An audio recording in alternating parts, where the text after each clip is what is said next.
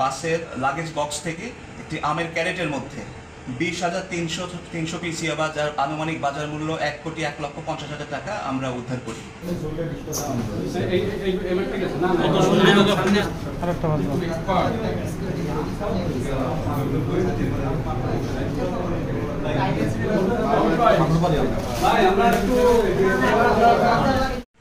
আমি যখন পুলিশের সুপার হিসেবে জয়েন করি বাগেরহাটে, তখন আপনাদের প্রতিশ্রুতি দিয়েছিলাম যে বাগেরহাটকে একটি সন্ত্রাসমুক্ত মাদকমুক্ত জেলা হিসেবে গড়ে তুলব। তো আমি আজ আমার 10 মাস শেষ হয়েছে, আমি আমার দিক থেকে সর্বোচ্চ চেষ্টা করছি। এবং আপনারা জানেন যে এর আগে অস্ত্র উদ্ধার করা হয়েছে এবং ডাকাত উদ্ধার করা হয়েছে একেবারে একদিনের মধ্যে 1 কোটির উপরে মালামাল সহ।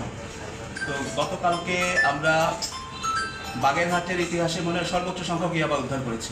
আমি মাদকের বিরুদ্ধে অভিযান চালাচ্ছি, গত কয়েকদিন ধরে মাদকের বিরুদ্ধে বিশেষ অভিযান চলছে। তো এই বিশেষ অভিযানের জন্য আমাদের ডিবি টিম, ওসি ডিবি জনাব মোহাম্মদ শরীফুল ইসলামের নেতৃত্বে আমাদের 11 জনের ডিবি টিম কাজ করছিল। তো কাটাখালী বাস স্ট্যান্ডে কাজ করার সময় আমাদের কাছে গোপন খবর আসে যে সাতক্ষীরা এক্সপ্রেস নামে একটি বাসে কেউ একজন বেশ বড় একটা সংখ্যক ইয়াবা নিয়ে সাতক্ষীরার দিকে যাচ্ছে।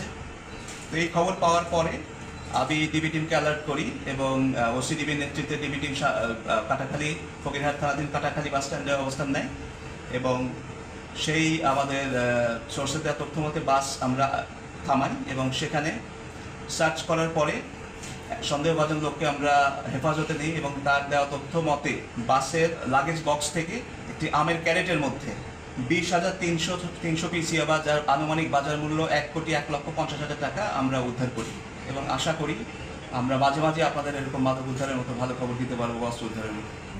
RICL TMX, যুগের পর যুগ স্থাপনা থাকে মজবুত। এবং সন্দেহভাজন লোকটিকে আমাদের হেফাজতে নেই। সেই লোকের নাম কালাম হোসেন, পিতা আব্দুল গফুর।